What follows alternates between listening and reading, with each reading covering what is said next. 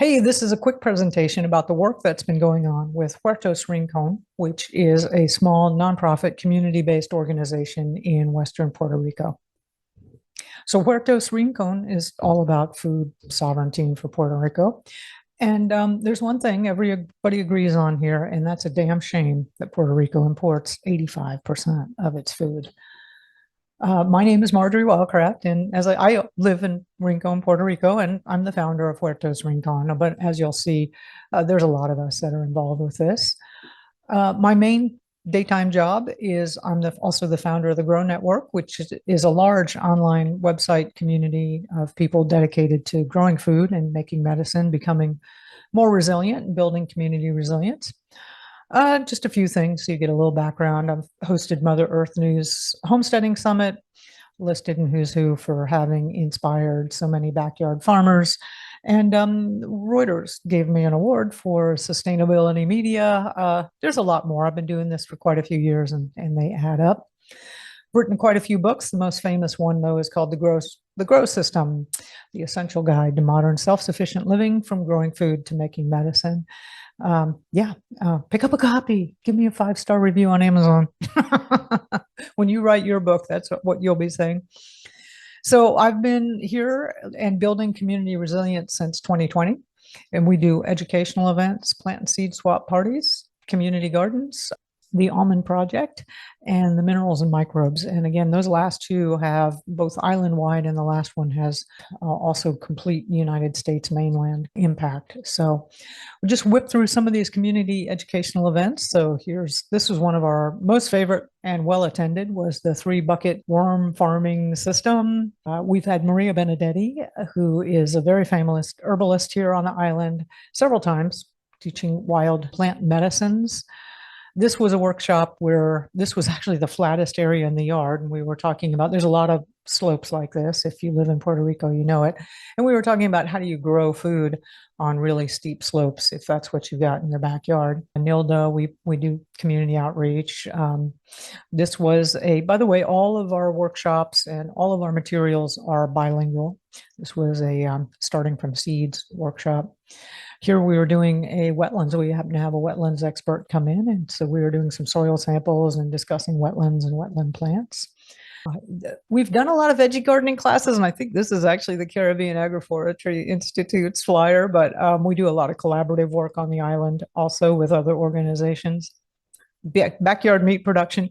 By the way, if you're looking at these different flyers and you're going, they're all different, it's because just whoever or whatever volunteers we had at the moment to make the flyers made them up. So you'll see all of our flyers are totally different. And actually, I need to get somebody to help me. We need to make a logo and probably just get some consistent colors and fonts and branding, because I don't know.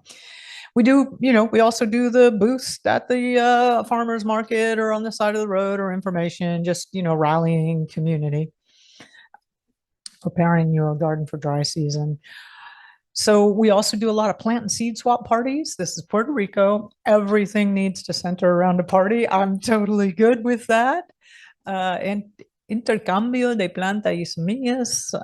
We've had a lot of them, have a lot of fun. Just all kinds of people show up, every age and all the color, race and color and whatever. Oh, and one of the great things about hosting this is I often get first dibs on whatever's coming in. So sharing seeds and plants and genetics and information, super important for the community. And then having those of us that are growers gathering and getting together. And you can see sometimes I just did pictures with people. They're just so happy with the plants they got, or I have them pick up their favorite plant that they got. So a lot of, we've been doing these. This is every other month: January, March, May, July, third Saturday of the month, 9 to 11 a.m. Come on out sometime. They're just really fun events. Again, you can see we got every kind of flyer under the earth made up. There I am. There's Maria Benedetti with me, and then another gentleman, Raymond, who's been a big supporter throughout the years. Now, community gardens, and I will say gardens, right now we only have one. We had built another one. Actually, Shannon Francis was taking the lead on that. And then the church decided, no, we think a parking lot would be better. We also had a 1/4 acre food forest that the owner decided, no, we're not going to do that anymore. And I want to sell that lot. And he destroyed everything. But, hey, this is, nonprofit doing what we can with what we have type thing. So Simply Greens, the operator of the business there, Natalia, super friendly and like-minded. And here is the lot, the area that we got to start with. And then I'm not sure how many weekends it took us to build this, 3 or 4 weekends, and then everybody donating either money or cinder blocks or soil and cardboard and gathering resources and, building the beds, right? Filling them up with stuff and working at it. And again, just really fun times. A lot of different people, a lot of different groups coming together. And then, of course, we had to do this hokey photo right here. And then as soon as we started it, everybody wanted in. You're like, let's do it again. It's fun. I took this shot just a week ago to show you how that particular area has transformed. I mean, we're just loving it and producing food. I'm regularly out there at the cafe and people come by and it was wonderful. I was with this family. Basil just grows like a weed here. And I said, hey, and they were visiting. This is a tourist town. And I gave them a bunch of basil and I'm saying, you guys know what to do with this, right? And they're like, and I'm like, well, you can take the fresh leaves and put it, on your food, like you would when you're cooking. Or if you dry the leaves out and crumble them up, you put them in a little jar and that's exactly what you buy. And when I said that, it was astonishing how their eyes just opened up and they go, oh, this is basil like we buy in the store. And I'm like, yeah, we got a lot of work to do. Anyway, the almond project is another project I'm super passionate about. So Puerto Rico imports about 670,000 pounds of almonds each year. That's a few ounces per person. Sounds about right, right? It takes 1,900 gallons of water to produce 1 pound of those California almonds, which are mostly the almonds that we're importing. But a thing you may not know is that Puerto Rico has wild almond trees growing everywhere. I mean, everywhere. And they're wild. Nobody's like watering them or fertilizing them or doing anything. I mean, and there they are just producing bunches and bunches of almonds that are laying on the ground rotting. This is a tree right out near the Econo here in the big supermarket in Rincon. These trees lie in the streets everywhere in Rincon and on the beaches. They're all over the Puerto Rican island. We are absolutely certain that we have more than enough wild almond trees to provide all of the needs for Puerto Rico's almond consumption. Our almonds are genetically different, but they taste and look the same. They're a little skinnier, but they really are essentially identical. The biggest challenge we have is hulling them. So to get an almond machine, it's either on the scale of the commercial stuff. Most of them are, and like they're assuming you have 1,000 acres, 10,000 acres, you're some kind of California farm. Those machines are just way inappropriate for neighborhood or island scale production. But through some generous donations and a lot of community support, we found a smaller machine that processes the almonds and managed to buy one. It cost about $20,000 to get it here, which was a little bit of finagling to get the fundraising. And again, some really generous support. So we've been collecting and experimenting. You have to dry them first when they go through the machine. So we were drying them for a while on some racks on the ground. Here we're building some air racks. We've been trying all kinds of stuff. I don't have all the photos. One time we had it in a trailer that we were taking in and out of the rain. And anyway, at this stage where we're at is it takes, let me get Karina, let me get my thing out of the way so you can see Karina here working on the machine. To get about 10 ounces of almonds right now, it takes about 4 hours of work, which is clearly not a sustainable business model. But every business you start out with, you've got to start somewhere. So we've been working, the manufacturer of this unit, he's also working with some other tropical countries that are wanting to do similar things. He says he's improved the bearings. He can double the speed. If we had 2 of the machines working in parallel, that would, because this is an adjustable machine, you have to use one adjustment to take off the outer hull, and then you use another adjustment to shell it. And another thing right now, we're manually sifting through and finding the almonds. So using a bean sifter is a machine that just basically kind of like a little shaker table with several different layers of screens. So we know that we can speed this up, and we want to do that. Those bean sifters, last I checked, are about $3,000 a piece and imported from China. So we're in a bit of a hurry to go ahead and order these because Trump has said his favorite word is tariff. And I'm like, oh my God, that means the price of everything is going to escalate. So there is huge amount of interest in this, by the way, not only from everybody who eats almonds on the island, but there's an initiative in nearby Aguada, well, Jean-Marie Chocolate, that is working with a lot of small farmers to produce cacao, and they're working to make a branded high quality Puerto Rican chocolate. And they actually just reached out to me last month and said, hey, have you got those almonds ready? And I'm like, not quite yet. But we're working on it. And yeah, your contribution and support and help would be tremendously useful. Now, the final project I want to talk about, and this has huge impact for every single person on this island and for the greater United States also. So let me ask you a question. If you're in San Juan, what happens when you flush the toilet? Well, it magically turns into this. No kidding. Here, I'm going to pull this again out of the way so you can see this. Organic soil. You're like, what? Yeah, it's organic soil. All right, let's see if we can make, there we go. Yep, seriously. Now, I can tell you, because I have tested it and sent this into quite a few different labs, this is the furthest from organic than you can imagine. This is completely loaded with forever chemicals, glyphosate, heavy metals, pharmaceuticals, everything that people flush down or poop down the toilet in the cities, and hospitals, light industry, everything. And they do some composting this. The composting does not get it out. And they're selling it as organic soil. This is a 40-quart bag, very, very common. You'll see it in the big box stores. You'll see it in nurseries. You'll see it sold everywhere. And on the back of the bag, it says, yes, use this as a top dressing for your vegetable garden. Use this in your planting. It's just hugely problem. And the thing is, there's a lot of people. What do we got in San Juan? 2 million or so, all flushing the toilet several times a day. And that stuff's not just being sold in the 40-quart bags to individuals, which they are selling. It's being sold by the truckload and even the container load, or even just given away to farmers all over the entire island. And I do know of organic farmers that swear they're farming organically, and they use this and they believe they are, because look, it says it's organic, right? Actually, I was originally thinking this is incredibly fraudulent, but no, it is completely sanctioned by the United States Department of Agriculture and the Drug and whatever administration.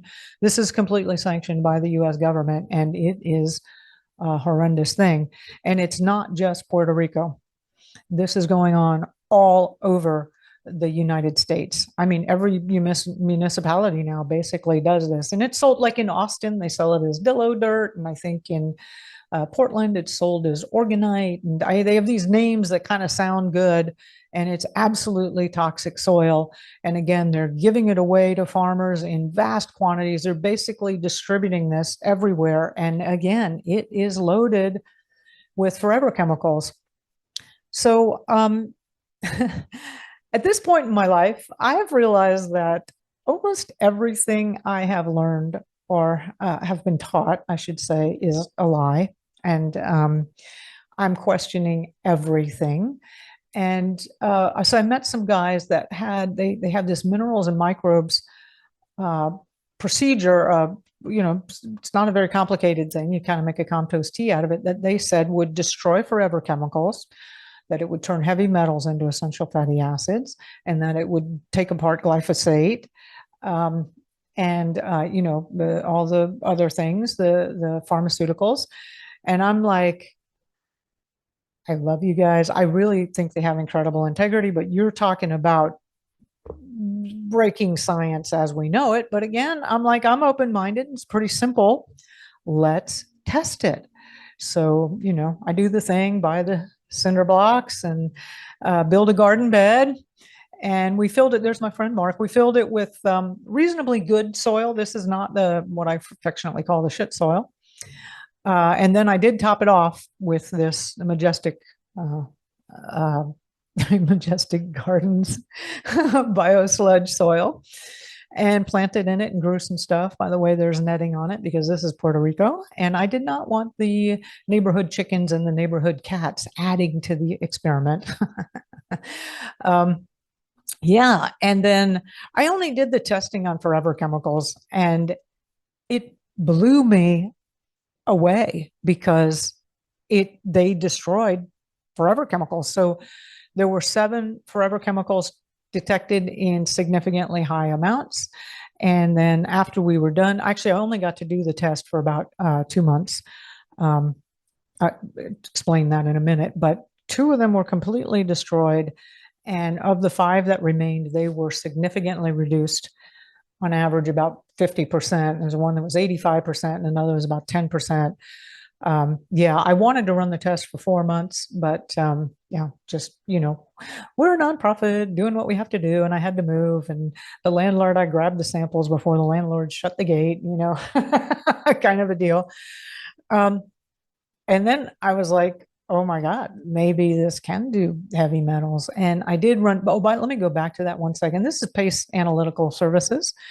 They do have offices here in Puerto Rico. They have offices and laboratories all over the United States and possibly other countries. They're big. They're absolutely certified by the USDAs and the FDAs to measure forever chemicals. And it's completely the heavy metal stuff. We use Texas Plant and Soil Lab. They were just a little less expensive. The PFAF tests are about $450 a pop, and heavy metals are about $350 a piece. So the heavy metals were inconclusive, and so I'm rerunning tests. And actually, here's a new test. I just got this one planted about 2 weeks ago. And again, I'm using like these, what are these, 20, 35 gallon planters. And this is completely full of biosludge soil. I'm no more diluting. I'm just going hardcore. And I'm actually about to start another one in the next couple of days. And I never thought in my wildest imagination I'd buy Roundup, but I'm buying a bottle of Roundup just to add to the soil to make absolutely certain that we have high levels of Roundup. It is pretty well known that microbes can destroy Roundup. The question is, in this particular kit with the minerals and microbes kit that these gentlemen have, there's 1,000 microbes. And are some of those species the kind that take apart glyphosate, known as Roundup? I'm very confident it does. And I can just tell you from a personal anecdote, when I was taking these tests, the way you take a soil test is you have a shovel that you take in 6 inches deep, and you lean back, and there's like a procedure, and you take, like 6 samples per, 16 square feet or something like that. And as I was taking the soil samples, when you get this biosludge soil, it really stinks. It doesn't stink like human feces, but it stinks like chemical nastiness. And as I was taking the final soil samples, couldn't help it. And I was like, that smelled like really good soil. So we have a lot more testing to do. I'm actually beginning to collaborate with somebody, a researcher, a microbiologist from, I believe it's a Naval Research Center. She said they are desperate to find a solution for destroying forever chemicals. And we're working with other groups, but it's still pretty small ragtag, and we also may get into some interesting trouble because there are apparently forces that don't want to see this fixed. That's a whole nother conversation. But anyway, so that's what we do here with Puerto Rico. Educational events, plant and seed swap parties, community gardens, the Almond Project, and the minerals and microbes. So if there's something that's interesting and unusual, and highly impactful, we're on it. So how can you be a part? Okay, so if you just want a 501c3, if you're still doing that whole kind of stuff, we set up a thing with Zephy. Here's a link, and I'll have it linked down below in the description. Donation form, Puerto Rico agricultural self-sufficiency, and they take credit cards. If you are here in Puerto Rico with the Act 22 or Act 60 programs, we work with Donate PR. And by the way, Zephy takes nothing. We get 100% of what they give us. If you're a Donate PR person, Donate PR takes 10%, which is fair. They're a fiscal manager for us. We do take cash, and I'm telling you, I got a gentleman came up to me with this, like a stack like this. They were 20s, not hundreds. It's $5,000 in cash, came in a paper bag. And I said, do you need a receipt for that? He said, no. And I'm pretty sure it wasn't anything illegal or contraband, or he just happened to have a lot of cash. And he said, you just need to keep doing what you're doing. I'm like, thank you. We also accept cryptocurrencies, and for several years, we've had people just donate cryptocurrency. Some of them do it in USDC or USDT, but we've had other people do Litecoin or Ethereum. So I would love to connect with you personally. You can call me. This is my personal phone number, 737-230-4699. Text me first. It's generally better. Yeah, I would love to catch up with you. Like, let's have a coffee together, or better yet, let's have lunch over at Simple Greens, the cafe. You can see the community garden. If you go to huertosrincon.com, we've got a sign up where we send out newsletters. We're doing an event at least once a month. So the plant or seed parties, educational stuff. Would love to show you around and get to know you. And I totally envision, okay, stop. I totally envision that Puerto Rico can be completely food self-reliant. I mean, we've got more than enough almond trees. It could actually be an export business. There's no reason we couldn't have clean, abundant, healthy food. We can clean up these soils. We can educate people. We've got a 365-day growing season. You know, there's no reason we could not be a shining example of organic, local food sovereignty. So please join me with this vision. Any support you can help would be totally awesome. And even if you're not supporting, give me a call if you're in Rincon. Let's connect up.